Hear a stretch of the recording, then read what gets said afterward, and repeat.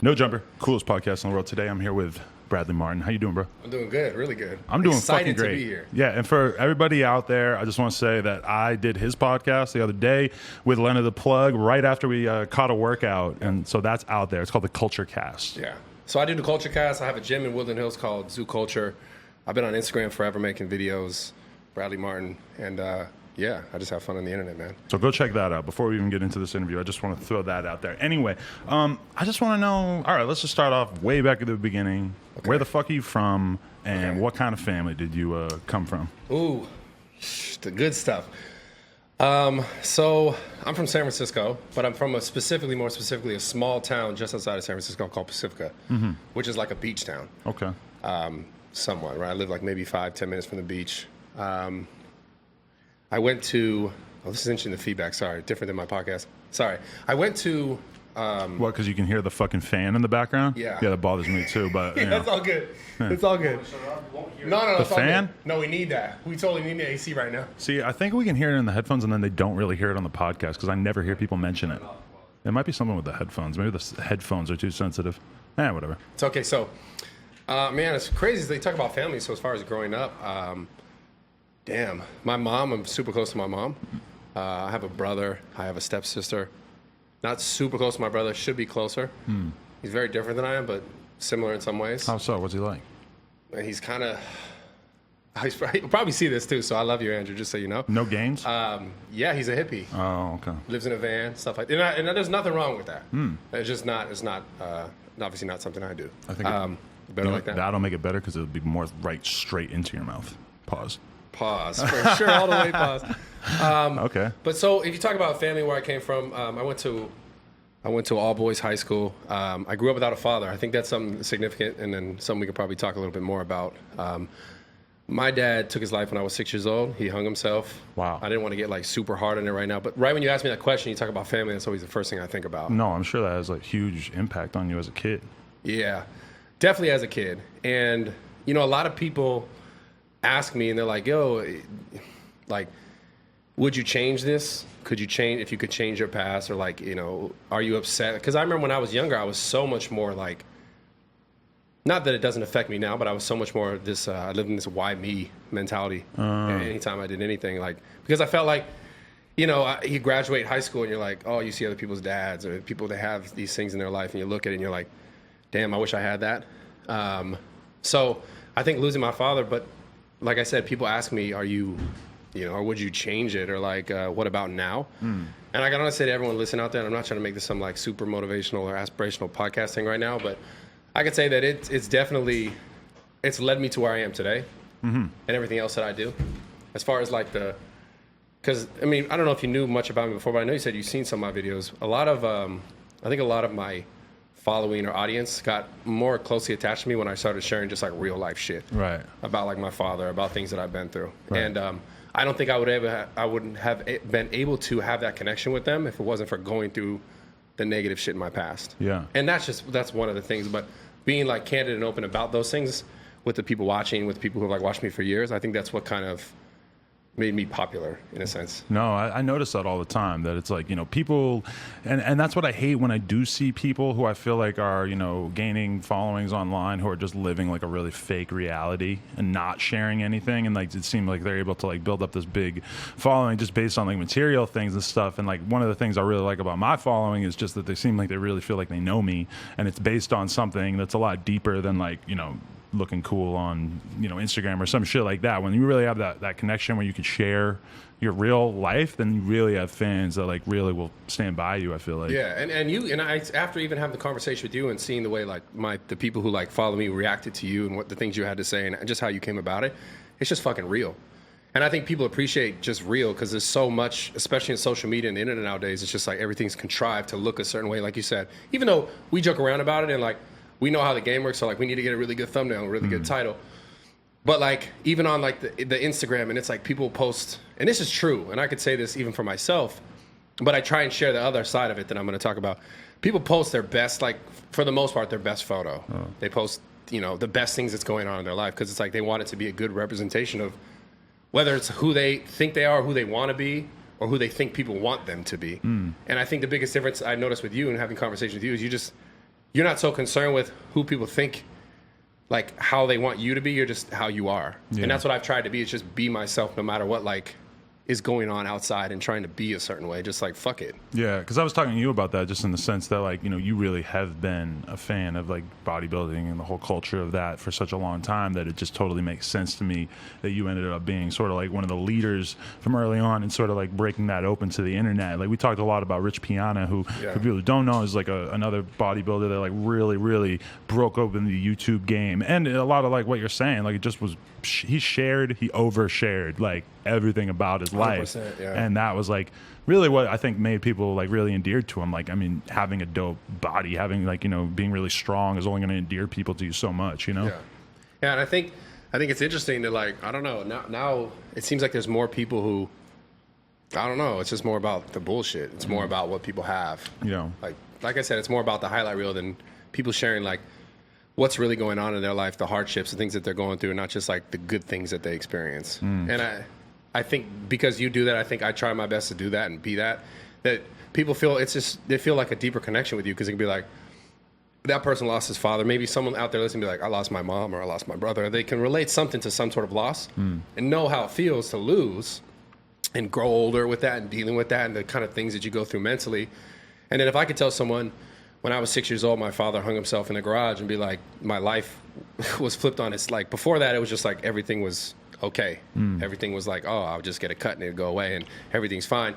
And then your mom trying to tell you that, and you're just kind of like, did your mom, like, was she able to sort of hold the family unit together, even going through something like that? Like, did that profoundly impact like the rest of your childhood? Yeah, I think so. And I don't know. I know a lot of me like suppressed a lot of memories, and sometimes when I have conversations, I think about more things and it makes me realize more things. But thinking about my mom and the whole situation, it's now as I'm older and having experienced like love and losing a relationship and more things throughout my life, I have so much love and respect for my mom, because she lost the person she loved to suicide, and then had to deal with teaching her two sons how to be a man, how to grow up. And not only be men, but to understand what their father went through. But also, you can't just tell a fucking little kid that. Like, you have to, maybe when they're 18, they could sort of understand, but when they're young, it's like you can't just give them all the facts. Yeah, and my mom didn't. And initially, it was kind of like, your father's not coming back. And then I think she kind of told us. And then the thing I'll tell you, and I just learned this recently, because I think maybe 2 months ago, my mom came to visit, and I didn't know this at all. Because my dad had dealt with like drug issues and stuff, but when he took his life, he was completely sober. Really? And he's also dealt with depression, like severe depression, and I know he's gone through like a lot of things that I deal with sometimes in my life now, depression, anxiety. I guess it just got him to such a level that he couldn't deal with. But it years ago, I was like, oh, my dad was involved in drugs, so he did some drugs and he killed himself, right? Until recently, when she told me the story, like, oh, here, in the toxicology reports, all that stuff, he was stone sober. Really? And hung himself in the morning. You think it was some shit where he was trying to get off of it and that fucked him up so bad that he... Man, I think it was a combination of depression. I think it was a combination of, like, they had recently gotten a divorce when I was like 5. And I think that kind of crushed him. And I just think he had issues. I know from speaking to my mom about stories about his childhood and his past, that there's things that he went through that got him to that point. Like his relationship with his mom, he didn't feel too good about it. She passed away. His dad had passed away. So it almost seems you feel like you can't mend a relationship with someone, and that's hurting you, and then maybe it makes your depression worse, and then now you got a divorce and you have 2 kids, and maybe you have money issues. And I know around the time he had like some criminal charges, things that he was dealing with, and he was afraid. Yeah. Because we all go through a lot of stuff in our lives, but a lot of times it's like people say, like, it's hard for them to imagine what it would take to kill yourself and everything. But I mean, sometimes I think about what I've been through, and then I just try to put it in perspective, and I'm like, a lot of people have been through a lot fucking worse than me. Like when I think about when I was younger, having like, court cases hanging over my head and shit like that, like I can't imagine what it would feel like walking around with like 10 years hanging over my head, like worrying about going to court. So I don't know what it feels like to fucking be in a lot of these positions. Like, I don't know what it's like to have a parent kill himself like that. I mean, there's a lot of things that you go through in life that'll push people to mental states that that average person doesn't know is possible. And this is the thing. And that's why people ask me and they say, would you change it? I wouldn't change anything at all, because that was the thing that's gonna make me fucking shit. That's all right. Bad baby cried on the podcast the other day, so it's the precedent has been set. Bad baby than me. Well, you guys are similar testosterone levels, right? No, she's up there. She's aggressive. Sorry, motherfucker. So no, people ask me like, would you change it? And like, because you talk about these circumstances. Those are also the same circumstances that like I could remember at times in my life when like for building my physique or building my business, those were the things that pushed me forward. Like where I would stop before like a heavy set of squat or a heavy set of deadlifts, and I would think about what that meant to me and how it made me feel inside. Right. And it was a lot of times when I was younger, it was like just pure anger and aggression that like I had to deal with this. So I would be able to push to a workout because it made me so fucking upset. And then as I gotten older and was able to develop this whole like posting videos on YouTube and being like, because I get so many messages about people talking about your story, and I appreciate you sharing this. And so then being able to see the effect that it had on people, that's why I can sit there here today and be like, I would never have changed that at all. Because I've been able to, I mean, what else is life really fucking about? You're able to like affect people. Yeah, it's fun making money, doing all this stuff, but like at some point, money and this shit doesn't mean anything. It's kind of like the relationships you have, the people who are in your life, who you love. And I feel like I've been able to affect and touch, or not in like a weird way or anything like that, but touch people in a way that like they feel like I see something of myself in that person and makes me feel a little bit better about my circumstances. And like that makes me happy. Right. And now it's like I wouldn't have known that, and I wouldn't be able to experience that or feel that if I wasn't able to deal with what I dealt with and get through it and be able to share with other people that they could do it too. Yeah. So genuinely I could say that I would not change a single thing. Right.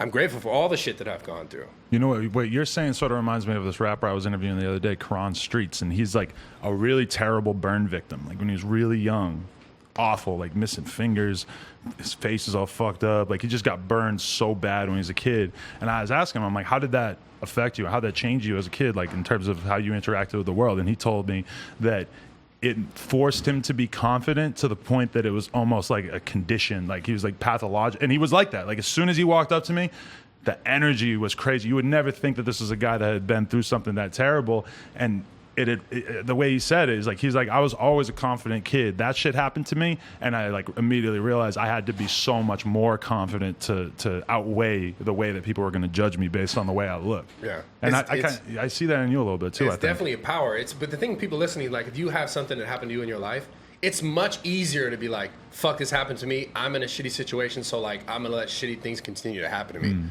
Versus like, nah, I'm gonna use this energy or the anger or the aggression or the upset or the regret, whatever you feel over something that happened to you that you feel like you didn't deserve. Like a lot of times it's things when you're a kid because you can't control that shit.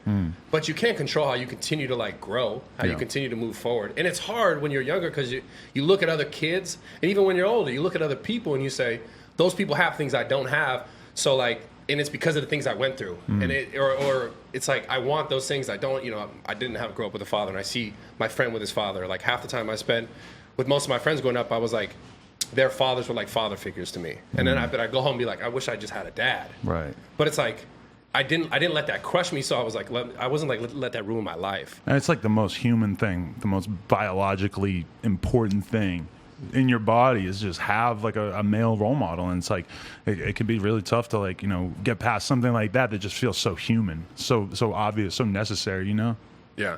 And I mean, dude, but like I said, despite all that, and to people listening out there, like if you've gone through some shit, whether it be like a father passing away or mom or something, don't let it destroy you is my best advice. Because like it's a different type of power now. It's like you have something that it seems shitty as fuck, and especially when it first happens, it's like you feel completely powerless. But at some point, if you learn how to be like, okay, how could I use this to motivate me? Instead of like demotivate you and tear you down, it's like you have something that maybe some people don't have. And you have something that you could use to benefit you. You just got to learn how to try and do it. Right. I just remember that the sounds were on. I don't know if they were actually playing, but I just had to turn the donation noises off. I forgot about that. Donate to the podcast, guys. Yeah. Because I almost cried. And we're playing songs after. No, I appreciated that. I'm sorry. I just got distracted by turning that fucking thing off. No, okay, yeah, because I'm just like fascinated by the idea of like people who, sort of, and I can't help but notice that when I interview people and they seem like they're really creative, inspired, like hardworking people, that there just so often is some sort of like childhood trauma that they're either like overcompensating for, or it just gave them like a different perspective on life and like what life was. And I just see that so consistently that it just really seems like, you know, that's got to be a big part of what forced you to like want to really excel in what you do. Dude, absolutely. When I think about it, like that 100% what you said, like it was the idea that this life ends. Because before that, you're a kid. You, like I said, you scratch your knee, it heals. You, whatever, you fall, it hurts for it, and then it goes away. But when your mom says your dad is gone forever, you're like, what the fuck? You don't. That was never. Because imagine that you're 6 years old. You don't. There's no such thing as that. Everything before that is like I wake up and I do shit and I eat food and I play video, whatever. Your mind is so full with just trying to understand the world around you, even in a very simple way, like to understand what it is to have parents and to have friends and stuff like this, and then to experience that. So to hear that this is your dad is gone forever, you're like, what does that mean? So automatically, like as a kid, I remember like, you know, doing weird loner shit and just like disappearing into like, as I would walk to school and stuff, I would just go in like the little bush where everyone would like smoke weed and shit. And I would just chill there and like, honestly, I would cry.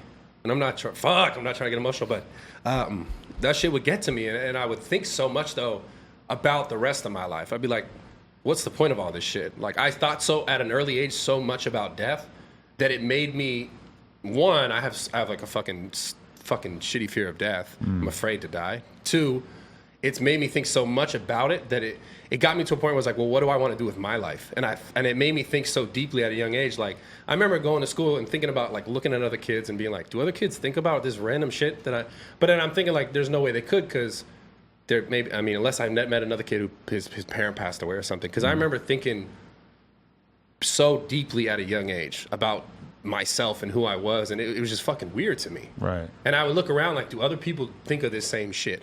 And but it was because it was like this, like, yo, this is here, and then I had to like figure it out. When did you start to feel like you were gaining like an idea of what you wanted to do with yourself? And like, is that like, do you see that energy directly propelling you into starting to get into lifting weights? Man, figuring out what I wanted to do with myself, that took a lot of time. I know that for me, weightlifting was a way that like I was able to take my focus away from the things that made me upset or mad or angry, and I was able to just like, and you know, the idea of loss, right? I was able to like, okay, let me not worry about that for an hour. And I noticed I was able to figure that out through weightlifting. Like, because I played sports at first, but I got into weightlifting so much more, and I was like, wow, I really like the way this feels. Because when you're benching, that's all I'm thinking about. It's, you know, and the weight's heavy. You're in a flow state. Yeah, and I'm not thinking about, you know, homework, my dad, unless it's like an upset anger, and it's helping me push forward. But it helps like let go of the things that my brain is just kind of going nonstop, and I'm able to just like, okay, if I don't think about lifting this weight, it's going to crush me. So it allowed me to be in like, to find a place where I was just able to be more focused on one thing instead of worrying about a bunch of other shit in my life that I was worrying about. Right.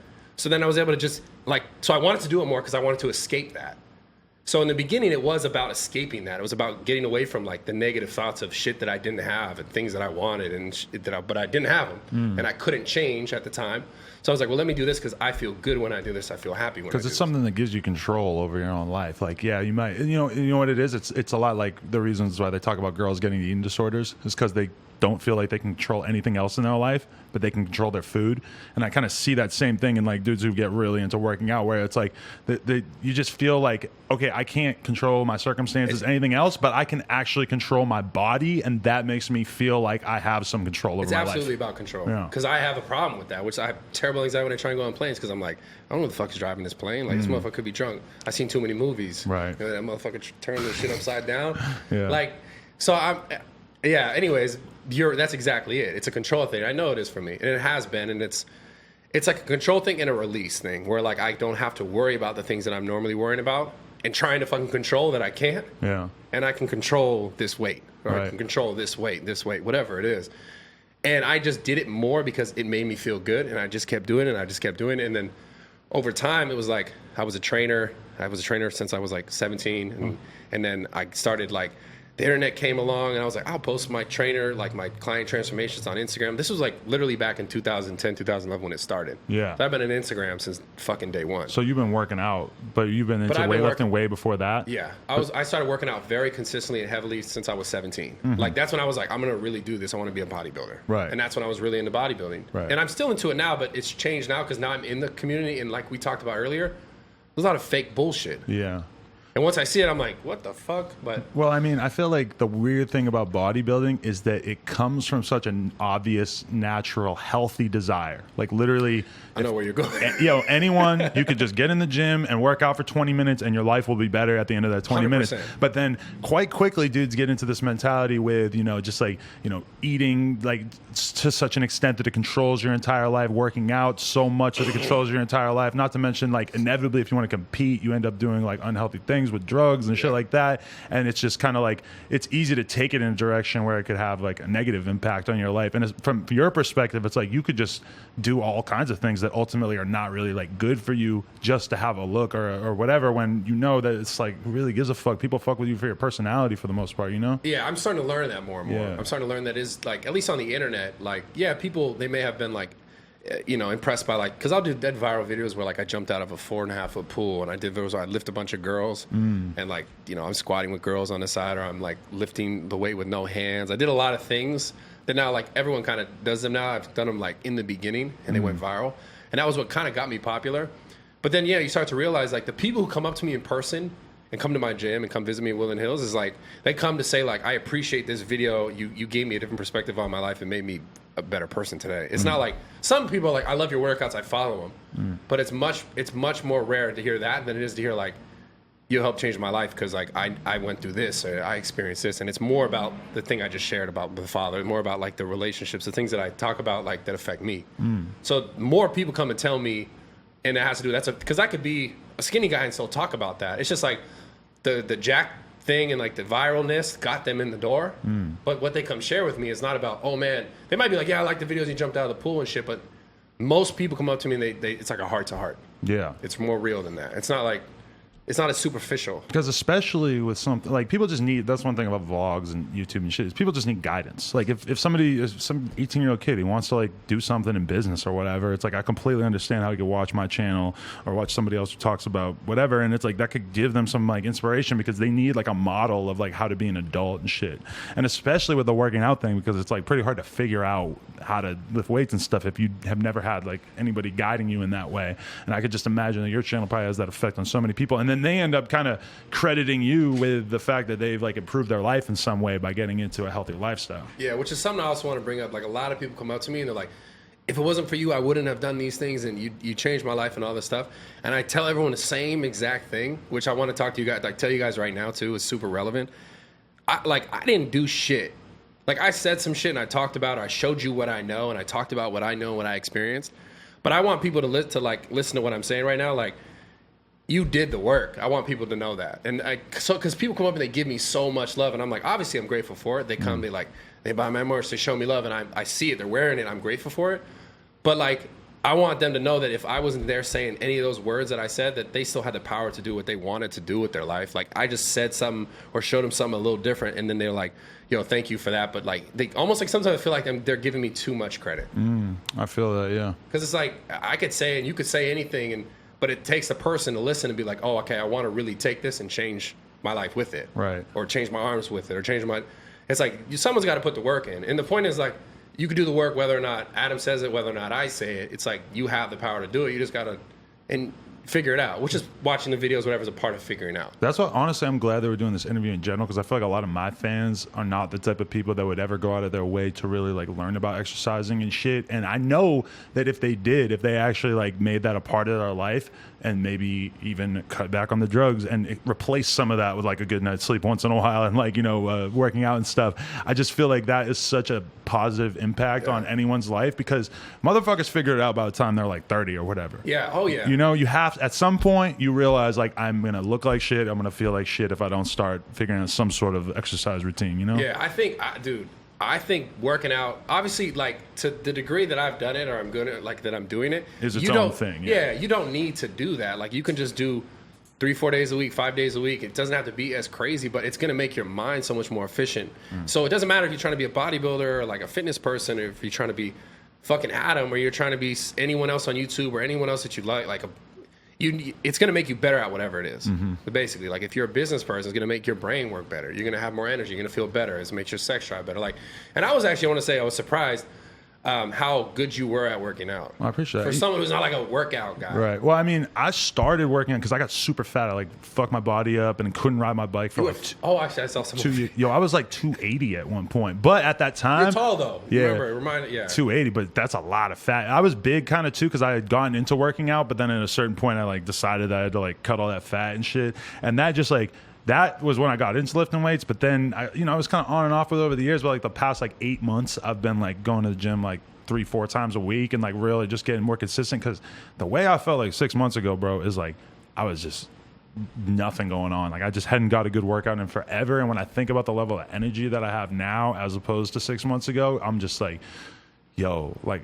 I fucking have like made a huge change in like how I feel and how I like see the world just through having that. Like when I think about some of the shit that I've gone through like emotionally, and just having that to like know that I have to go meet up with my trainer and work out in the morning, and that's gonna just take me out of that mind state to whatever extent, just by getting sweaty and getting fucking tired and like just only being able to focus on something like that. I mean, that's just like I can't imagine what the last 6 months of my life would be like if I hadn't been doing that. And it's crazy because now look at not that necessarily all the other work that you've been doing hasn't added up to this, but even at this point in your life, it like everything seems to be like fucking like you're killing it right now. I appreciate that. Like fucking, I'm impressed. I mean, I was saying to my trainer this morning, I'm like, my mind state on working out has changed a lot because right now I feel like this hour of working out is like the most relaxing hour of my day. And I realize that sounds kind of weird because I'm just sitting in a chair talking for a huge percentage of the rest of the day.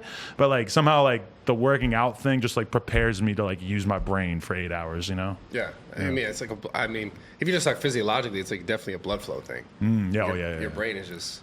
Yeah, when I think about it, I was getting like sweaty feet and shit. Sweaty feet. Because I think my circulation wasn't good enough. And I don't really get that anymore because I feel like my feet would be like the blood wouldn't be rushing to my feet enough, so my feet would get cold, and then they just my socks would get wet and shit. And I never like figured it out until I started working out, and then I think I figured out it was a circulation thing, and it just made me feel like way better in general. Yeah. Damn, sweaty feet.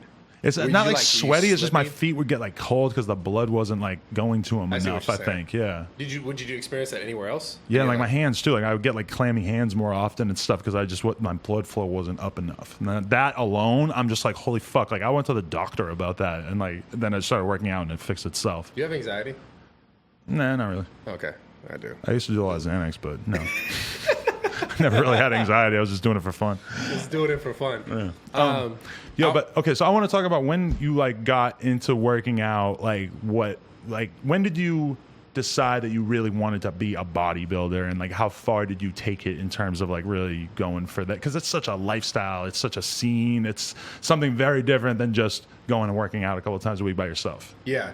Okay, so 17 was when I was like, man, I really want to do this. But the biggest thing, one of the people that I always like, I watched videos of, and I was like, if I'm going to be a bodybuilder, I want to also be strong, was Ronnie Coleman. Because Ronnie Coleman was someone who was like, was able to bang weight, but like was massive. It looked crazy. Like one of the craziest bodybuilders of all time. Like weight?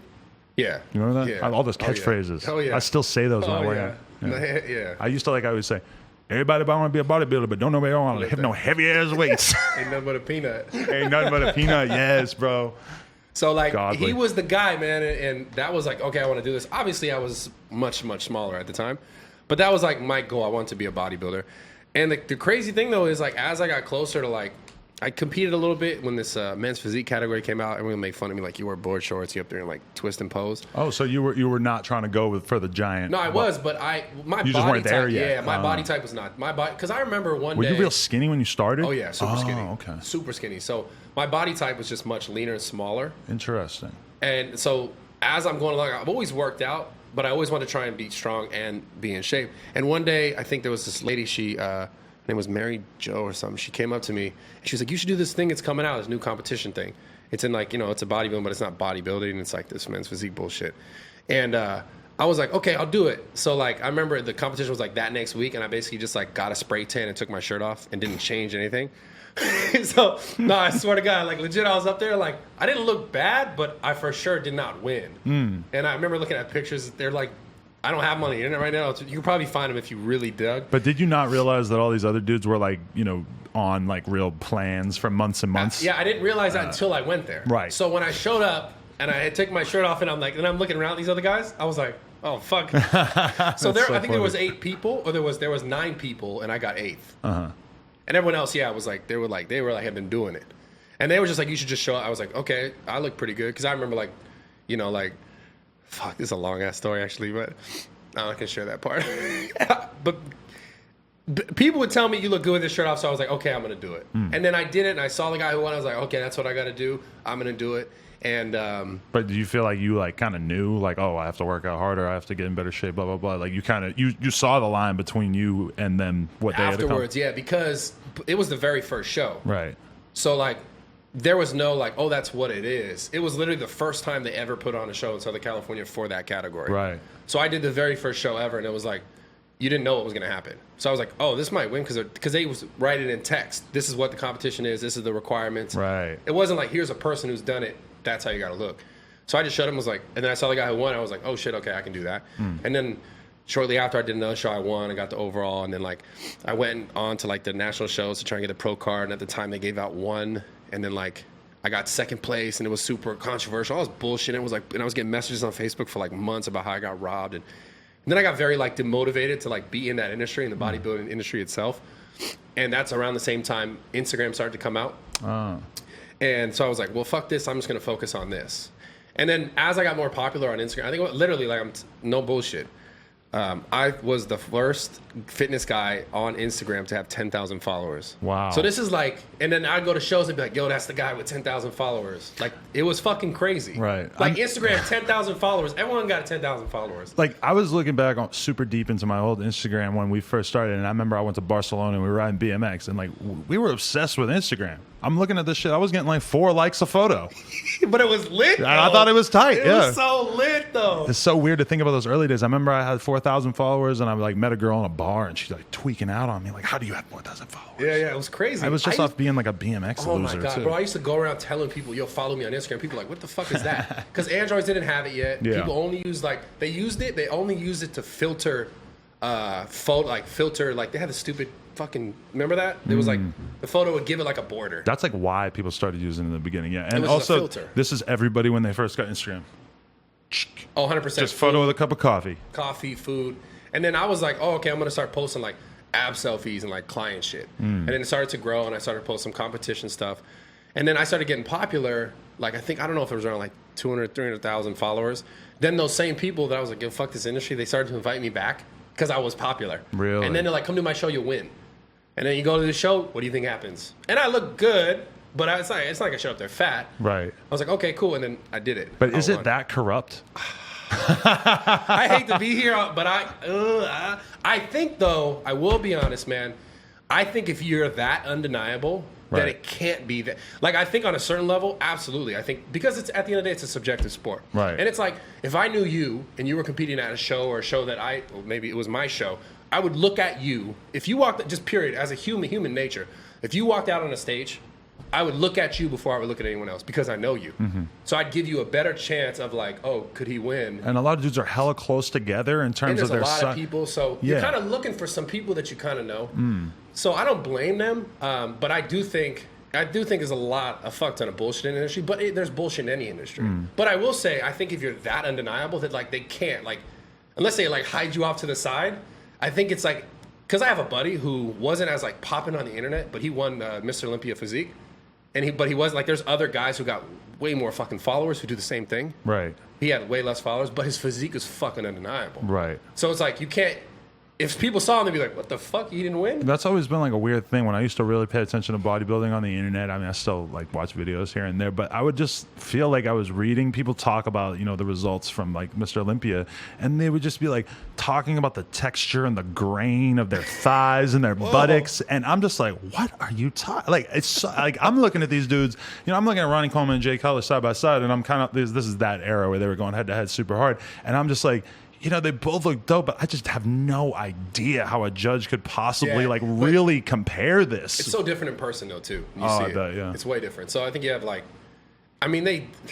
honestly don't know how they do it. And it's weird because they're comparing you against what they know of you previously too. So if you're having your best ever show, or like in BMX, it would always occur to me that like there's this one dude, Garrett Reynolds, that's just better than everybody else. So he could have a shitty run, and still be doing better than everybody else. But Yeah. does that get him judged lower because it wasn't nearly as good as he usually does? You know? Yeah, yeah. I think they definitely judge on your past showings. Yeah, that's a weird thing. And other shows, and there's all this whole like, this idea of like paying your dues and make sure you do this show for that judge on that coast, and this if you're from that coast, you do one of those shows. And the over judges there. know people, and Yeah, it's not like the absolutely. judges No. It's all like Yeah. it's straight up like it's straight up. This is clear. Like at some point, it's like you'll know if you're gonna win before you win. Because you'll have some sort of conversation with someone that'll be like, yo, you got to talk to this judge, and then they'll give you some feedback. And it's almost like, they're just people. They want some love, and It's not like they're making a shitload of money or anything. Like in their head, they can't help but realize that like the real benefit they might get from being a judge is a social benefit, not a financial benefit. Yeah, You know, I'm not mad at anything. I just remember when it first affected me, and I got second, and then every show after that they gave out 2. I was so mad. I was so mad, and I look back, I'm like, that was one of the things in my life. It didn't go the way I wanted it to go, and I put so much into it going that way. It didn't go that way. I was mad for fucking like a year and a half. I let it bother me, and then as my life went on, I'm looking back now. I'm like, whoa, I'm glad I didn't get stuck or caught up, or I'm not in that, because my life went in so many other different directions that, like I said, I wouldn't change a fucking thing now. Like I'm grateful for exactly everything, that like the position I'm in, the thing that whatever. Yeah. So it's like. That's an example of like some shit that happens to you, and it's like doesn't go the way you want it, but like that shit just wasn't for me at the time. I bet your life as it exists right now is a lot more enjoyable than like the average dude that's trying to make it by being like a bodybuilder, entering shows and shit. Because it's like you don't have to go through this fucking torturous thing just to be able to make a living. And I want to say something to all those people out there who, if you're, I don't know, they're probably not, because I don't know how many bodybuilders out here want to be bodybuilders, but it's genuine. Like there's so much more you could do on social media without going all the way. I'm not saying not compete. If you want to do it, it's for you. And I was trying to tell people that, like, should I compete? I want to get my name out there in fitness and this. And I'm like, you don't need to compete to do that.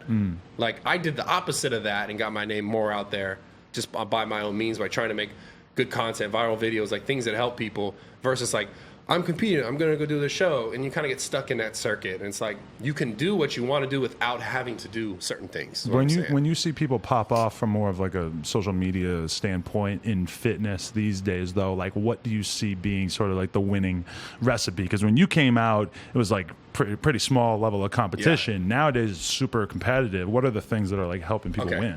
So right now, I'll be honest, like it looks like someone who could relate more to people. Like, I think I've seen like a blend of people who are able to post content that is like kind of funny, kind of a little more lighthearted, not so much like I'm eating all my meals, every fucking meal, like, every hour, like, because that's what people, you look, most like fitness people post, like, it's kind of boring shit, and it kind of gets repetitive. And I've tried to, even in my own stuff, I'll be like, man, this shit, like taking a picture where I'm like this shit gets repetitive, and you could see like people tend to like shy towards, they like more like, I don't know, it's more like a lifestyle stuff. Yeah. If you show more like the lifestyle, like the more about who you are as a person and less about like what you look like. Yeah. And then if you could blend some sort of like, obviously you keep that there because people still want to know what you look like. They still want to be inspired by, because there's no denying that like a great physique is still inspiring, but it's for so long, right? Because if someone can't connect with you, they're going to be like, okay, what else? And there's a lot of people with great physiques. Yeah. So there's like, so I'd say content that is like, maybe like more comedy driven stuff, or some relating comedy and the gym together. And doing it that way where it's like you can find a blend of like kind of like finding your voice to the people who are watching you or your audience, whatever, and it feeling like real. Because I think a lot of people too, though, they'll hear stuff like this and be like, oh, okay, that's what I got to do, and then but then they'll look around at what other people are doing and just copy it. And then it doesn't come across as genuine because it's not their real voice. Yeah. Like you can put me in, I'll talk to anyone in any other interview, any other podcast, and I will say the same type of shit. Because there's no like, I'm not like, oh shit, what do I? Yeah. Yeah. Go ahead. So I think because people see other things, and this would be a representation of like other things people are doing, like I'm going to copy that, and that's super common. So I think if you like, at the end of the day, I really believe this. The thing is, like, anything that makes you successful is like you're just your fucking self. We talked about in the beginning, and if you could undeniably be that. And then still involve, obviously, the fitness aspect of it. Give a little bit of education. Give a little bit of lighthearted comedy.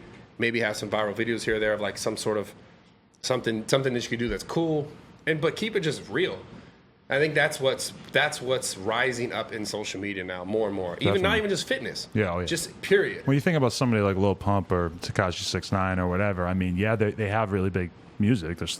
Their songs, their music would be popular, I think, without their antics. But then the antics, like, I mean, you know, they get on social media and make crazy ass shit happen, and it's like a lot of people wouldn't even like care who they were. But you know, I want to say this, man. Like, I've seen. I remember when that Tekashi 6ix9ine guy just started posting stuff. I was like, oh shit. And then you see it and you're like, as much as like people hate and talk shit and whatever, this dude's smart. Or whoever's around him telling him like to start the shit here, do the shit, whatever he's doing, like, I mean, you can't deny what it's doing. I've known him for a long time, and I remember seeing him do like weird troll shit back in the day that like didn't work out that well, and then it's just crazy to see it all actually finally start working out. But the internet now is like, the thing that seems to do the best outside of like, if you're doing something, do it, is fucking drama. Like, that seems to be the most relevant thing on the internet. Is like, someone did this, someone said that. It's like some sort of issue, because people want to be like, what the fuck is going on? Yeah. And they want to know more. And I can't even though I know it, I'm still like, what the fuck is going on? I'm still doing the same thing. When I think about, I think about like all the other sort of hip hop radio media personalities that I look up to and stuff. I think about somebody like Charlemagne. Like, part of the reason why Charlemagne is so fucking big is because I can think of off the top of my head like 10 times that he went so viral that everybody was talking about him just because some fuck shit happened. Like, and it's never something positive. It's always some drama. Sometimes he's involved, sometimes he's not involved, but he's there, and it's like part of his show or whatever. And I mean, those moments, like, when Birdman ran up in his fucking studio with a bunch of gangsters and like told him, keep my name out your respect on my name. Yeah, I was gonna say keep my name out your mouth, which is an abomination of what it was actually said. Yeah, but those moments that like even you as somebody who's maybe not paying attention to every viral rap story, you still are like, whoa, he did that. That's insane. You want to see that shit, 100%. And that shit just stands out in people's minds. Like, even when Boonk fucking passed out and hit his head on that, I have heard so much more about that than about the fact that, I did 10 other interviews this month that were all pretty good too. Just that one moment of fuck shit. Oh my God, it'll send you to the roof. It's crazy. Yeah. I'm not even mad at it because I'm entertained by the same shit. You got to know how to play the game. You got to just accept that that's how it works and just try to, find your spots. Yeah, find your spot in there. It's interesting because I remember at one point, like, my fucking Explore page was like fucking Tekashi everywhere. Oh yeah. Because I'm seeing all this beef. I think all this beef with Trippy and all this stuff that's going on. I'm like, the fuck? They milked that for all it was worth. Oh man. So Michael, do you know? And I don't know if I'm gonna put you on blast here, but do you know if like I feel like they're low key like, yo, you down to do that shit today? Okay, yeah. All right. Well, it is I'll weird. Post this about you. It's weird because they're signed to the same label, but then, but they really hate each other. Really? Like, there's actually there's been a lot of violence. I bet you they still text each other though. I don't know. I haven't heard about it in a long time, but I mean they are the types that would. I wouldn't put it past them, but I think in this instance, I don't think so. I think I'm not even saying anything bad about it, but I'm just genuinely like, because I see it, I'm like, I swear these motherfuckers are like FaceTime each other like, next week? All right, cool. Like, it's going down. Yeah. What are you going to say?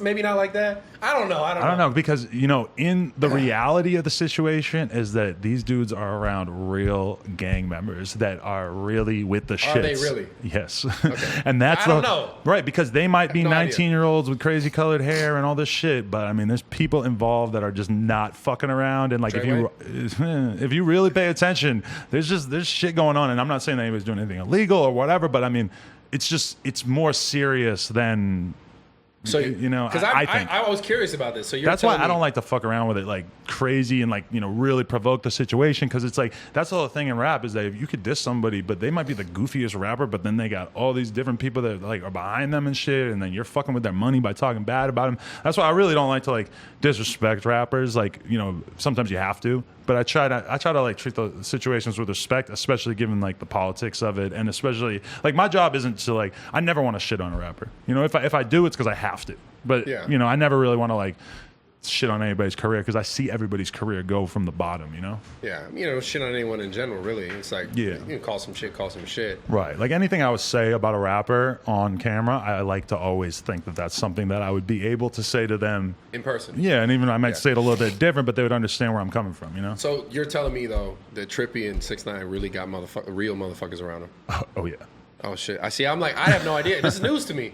Well, I mean, you hear it, you're like, I'm like, is it? I mean, I'll say this is that the New York City Police Department is very concerned with a lot of things that have happened that they are trying to tie to 6ix9ine and them. Oh shit! I'm not gonna say what kind of shit, but it's like, I mean, the law enforcement is trying to like.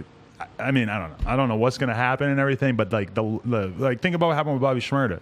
Like there was a bunch of crimes that were sort of like associated with their rap crew, which then the New York City Police Department decided to call it a gang. I mean, they call it a gang, but like they didn't mean it like that. And then they like were able to take all these like isolated incidents and put it all together under the like RICO Act or whatever, and say like, look at all this gang behavior. He did this, and that's what I'm scared of with 6ix9ine is that is what is going to happen. I think a lot of people are scared of that. For him or. Yeah, just because I feel like, the New York City Police Department does not want to see a rapper going out and getting rich and acting like an asshole and talking all this shit and disrespecting the law and order and shit like that. And it's just, it almost seems like inevitable that at a certain point they're going to try to, like, that motherfucker needs to get the fuck out of New York. He needs to move to a mansion in Calabasas and stay out of all that fuck shit. And to a certain extent, I think he's starting to realize that. Yeah. Because you see him with crazy ass security and shit now. You didn't used to see that. Yeah. I seen a video. He had like 8 dudes around him. Yeah, I mean, I don't know if that was all trolling, but I mean, that's what that's what Lil Pump's on. 8 dudes? I mean, it might not be 8, but it's at least 5. Like, we went to the strip club with him in Miami, and he had a fucking wall of dudes that would they made me feel like a little baby. You're bigger than me. You would still be like, what's up, Joe? How you doing? Like, these security guards are massive, bro. Shit. I don't know where the fuck they find these guys at. I guess they're probably like former football players. What's like the craziest thing you've experienced, like doing all this? Oh man, I don't know. Craziest? Know? I mean, yeah, like the shit where you were like, I don't know if it's gonna go good. Like the most sketchy shit. Do you have a moment like that? I mean, I guess without saying any names, I mean, you don't want to put no one on blast. Yeah, I mean, I've had rappers like show up to confront other rappers during interviews, and that's weird. But I mean, you try to avoid those situations because I had that situation unfold, and then the person who was doing the interview thought that I set him up. Oh, yeah. That was really upsetting because I'm like, wow, I would never, ever in a million years do that. Yeah. Fuck shit during my podcast is like number one thing I don't want. And then I never put the footage out or anything.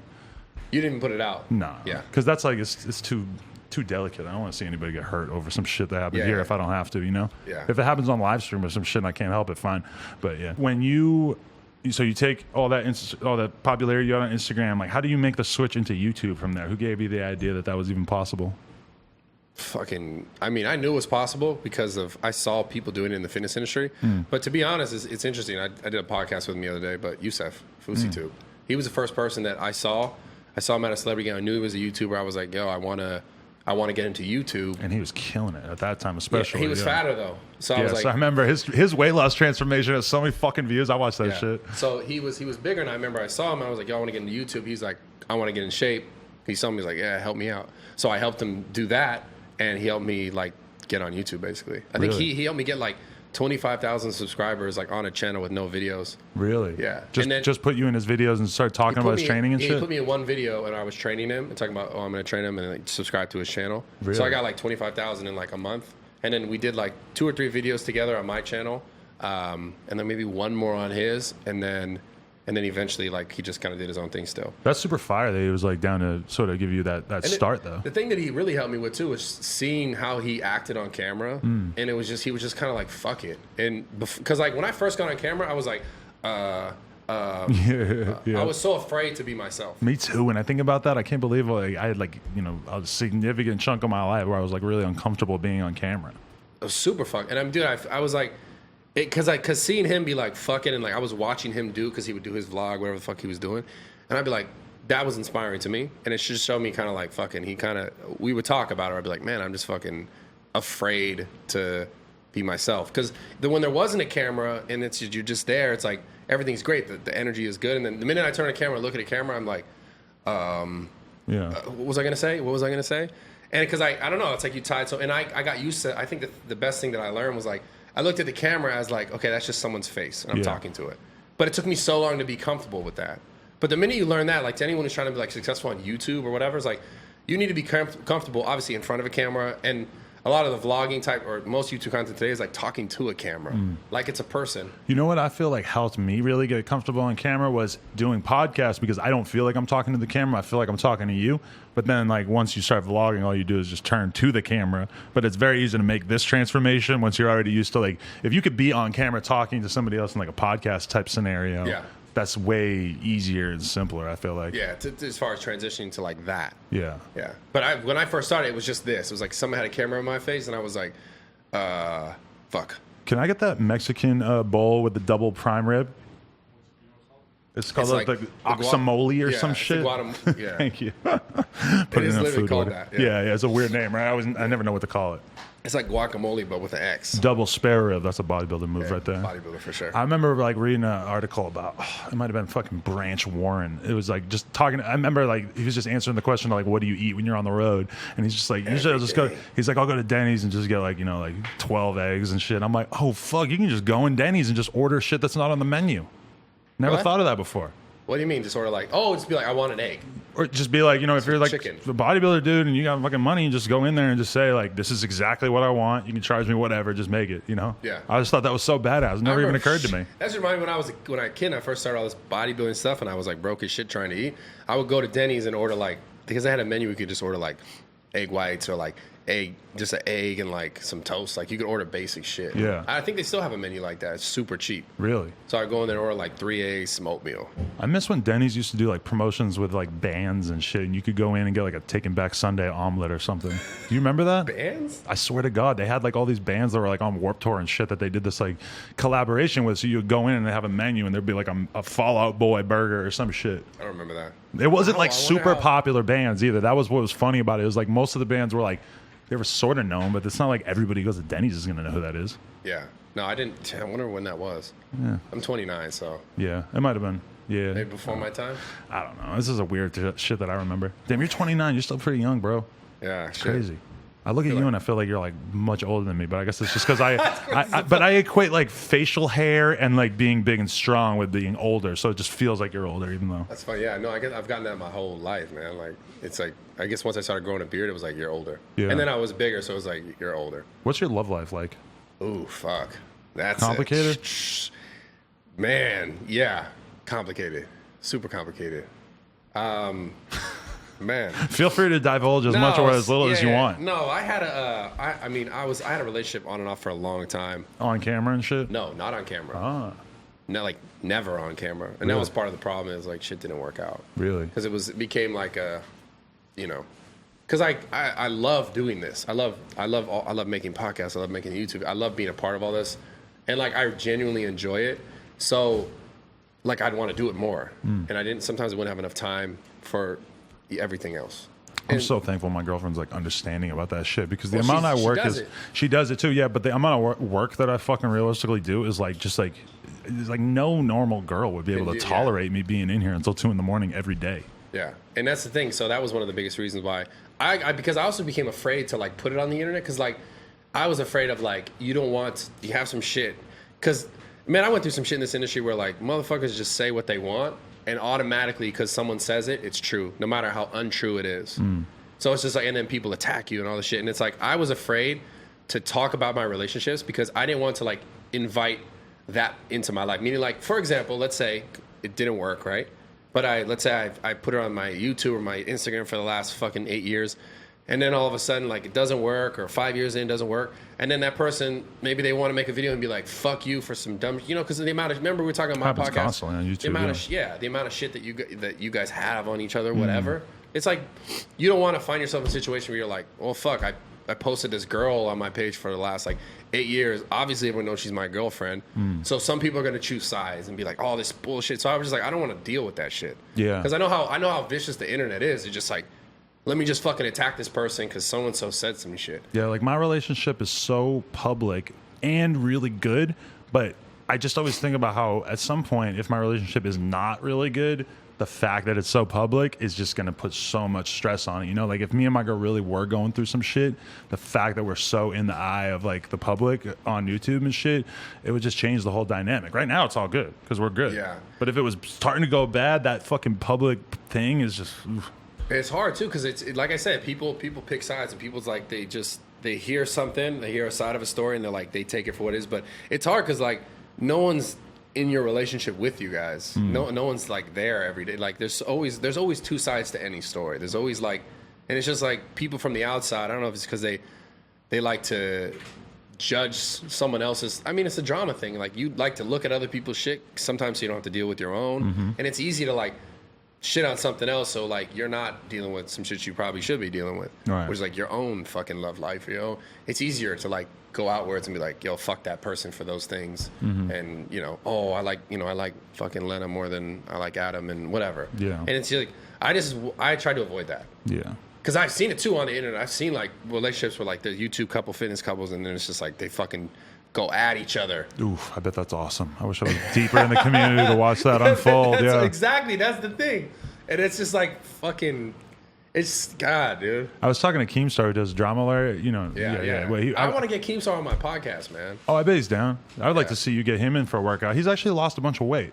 Yeah, I've noticed that. He has been on a bit of a transformation. Every time I run into him, though, he motherfucker act like he don't know. I mean, maybe he don't know who I am. Well, you guys like, got the same exact swag. You got the beard and the fucking hat. Like, he's looking at you like, damn, I could look like that if I did some deadlifts. No, I was thinking about that. You, Fousey, and him have the same kit. The no hair, the beard.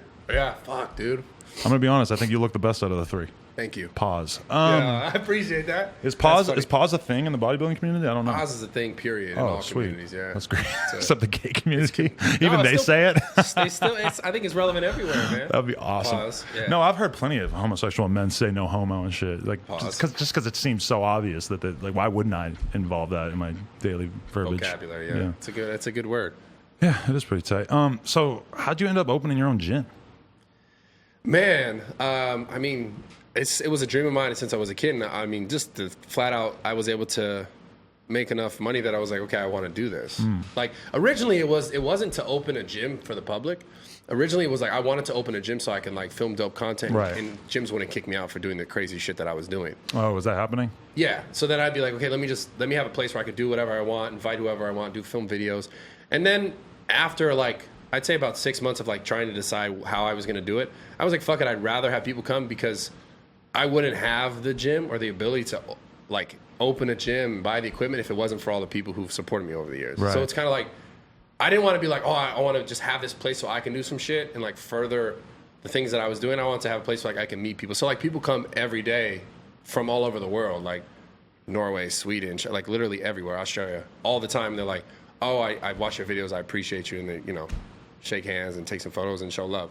And that's why, like, because I would get messages and I would see all that stuff for years that I was like, I remember taking some time and thinking about, like, does it make most sense to do it just for me and, like, to film content or for the people who have helped me get this shit? Right. Because I wouldn't have it unless people were there watching my videos, buying the merch, like, doing all this stuff. And it's like, I just felt kind of like, it felt kind of selfish of me to just be like, oh, no, I just want to have a spot where, like, I can invite you to come work out. I can invite you to go do a podcast and it's empty. Right.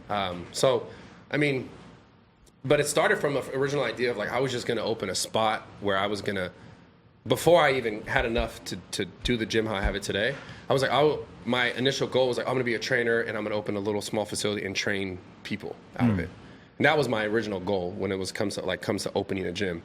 And then I got obviously the following on the internet was like, I'm just going to fucking open a gym here in the Valley and let's see what happens. Has it been tight? Yeah, it's been tight. I will say parking has been kind of an issue with some things. Notice that you got a crazy scenario going on in back and shit. Yeah. It's because another business moved in around the same time. So it's been a challenge, but all in all, I fucking love it. Yeah. It's the thing. It's like people. You think like people watching might be like, oh, you don't make a bunch of money owning a gym. Like if anything, it's like your biggest expense, your biggest like, how do you say like liability because it's a gym. And like there's the overhead, there's the insurance, there's California taxes, payroll taxes, like all the employees, and it's like it's the thing that makes me, as far as like business wise, the least money. But I would say it brings me some of like the most enjoyment because I'm able to meet people. Because that's like I said, that's the thing. Like I'll get the messages where people show me love, and I'm grateful as fuck for that. But when you see someone in person and they share a story with you, and you could tell it really means something to them, that's the whole point of all this shit for me. Like, because I got to the point where it's like, money, fucking whatever, that's cool. It's fun making money, but like, it just doesn't mean anything at some point. And it's just kind of like, those moments with people mean everything to me. Oh, yeah. Because that's what I wanted when I was a kid. I wanted a father figure.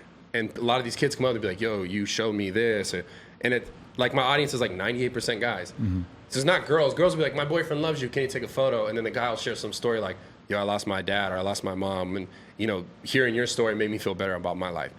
And it's so crazy because, like, that's what's most fulfilling to me because that's what I wanted when I was younger. So being able to fulfill that now for other people is like, that's why I'm here on this earth. Other than that, it's like making money and shit is whatever. But having that spot allows it to be a place where I can meet those people. Yeah. Instead of like it just be a message on the internet. Yeah. Having a lot of followers, subscribers, whatever is dope. But when I think about like the store and shit and actually being able to deal with that on a daily basis and actually see that, that feels good. Yeah. No, that's the best part, man. Because like I really want to emphasize people with the goals and dreams, whatever you want to do. Like make your money, do your business. But like I think at some point once you make a certain amount of money or have a certain amount, you realize like what else really matters. And you kind of slow down and like, yeah, you can make more and more money and have more and more things. But like all this external shit is not what's going to make you fucking happy. It's not what's going to like make, you might think before you have it that it will, but once you have it, you'll notice that like, I mean, picture this. I try and put this in perspective. Like imagine you had all the money in the world right now. Now what? What would you do? What would you do if you had you didn't have to work ever again in your life? What would you do? Probably those two. Right, because you love it. Yeah. And then it's like, and then people be like, well, what would you do? Most people would be like, oh, I would spend more time with my mom, right. go on vacation with my loved one, or whatever. So it's like the thing that really matters then is the time with the people that you love, and that's it. Like, what else is there? Like the time that you have with your girl, the time that you have with your family, the people who support you in your life, who are in your life, like who help you do all this cool shit. Is like you want to spend more time and do more cool things with them. Yeah. And you realize, like, if you had all the money in the world, then once you have it, you start turning. You're like, oh, I want to spend more time with those people. So it's like, I'm not saying like you can't try and go make money and spend your time, but like, if the thing that you're gonna do when you have all the money in the world, is buy all the cars or whatever you think you want, and then you sit there and you're like, okay, what else? It's gonna be like, okay, let me go spend time with my mom. Let me spend time with my best friend. And it's like, so my point is, you could do that when you're broke. Yeah. So why don't you? That's a fact. Because like, and I'll be honest, man. There's moments where like, I'll look back and I'll be like, fuck, a year went by and I saw my mom only a few times. And I feel shitty about that. Like, that, it's like, because you're not going to get that time back. I think about that all the time. I'm like getting my parents to move out here within the next year. And Yeah. I'm just like that. Like From where? From East Coast. Yeah. So I told them, I'm like, yo, like this is like the only thing that I really want is like to be able to like get you guys out here and make sure everything goes smoothly, because it's like that's the only thing I can really think of is being able to see my sister, her husband, and the kids, and then my parents. Like if I could just see them more than like once or twice a year, What else is there? what else could make me happier than that? I'm like, if you guys need money and shit, I will make it happen. Let's do it. So like Yeah. they're gonna be out here soon, and I'm just like so thankful because like seeing them once a year is fucking trash. Yeah. I mean, ultimately, that's what all this shit comes down to is like, because like imagine, dude, everyone listening, you got all the money in the world, then what are you going to do? Buy all the cars, you bought everything you want, you have all the jewelry, all the Gucci, all the whatever the fuck. Now what? And if you sit there, you're going to realize the things you're going to think about after you have everything you've ever wanted, every car. It's like, oh, you want to go on trips. Who you want to go with? Right. People that you love. Thanks. So I'm saying we all do that, all this shit for that ultimately. So like, if you don't have all the shit you feel like you need or want, but like, you could still do a lot of the things that at the end you're going to try and do. You could still do them along the way now. And it kind of keeps you a little bit more fulfilled. And I just learned like with the people who have supported me over the years, like that's why I said opening the gym to the people and like seeing them, that's what keeps me more fulfilled. Thanks. So That's fire. yeah, man. You got anything you've been working on or anything you want to talk about before we wrap this up? Man, trying to get rid of this cold, but the biggest thing I've been trying to work on right now, the thing that like really makes me most excited about creating content is this podcast thing, the Culture Cast. Yeah. So like having you on, obviously I really appreciate you coming, putting me on here as well, man, because like you're killing the podcast game. Like, my pleasure. And that's what I really want to build, because I love this format, this type of conversation. I feel like it's fun, it's enjoyable, and you get to know so much more about a person than just like the viral video, that like craziness. And I think that's why the people who watch you and follow you really fuck with you, because like they get to hear about who you really are. And yeah, you got cool fucking people all the time in your podcast. Obviously, that's why they're finding out about you. But I think it stick around, because remember you talked on my podcast, you were like about Keemstar, about Drama Alert, and like someone else could do it and it would still be what they came for. Is that like ultimately too, like people are coming for you and they love you.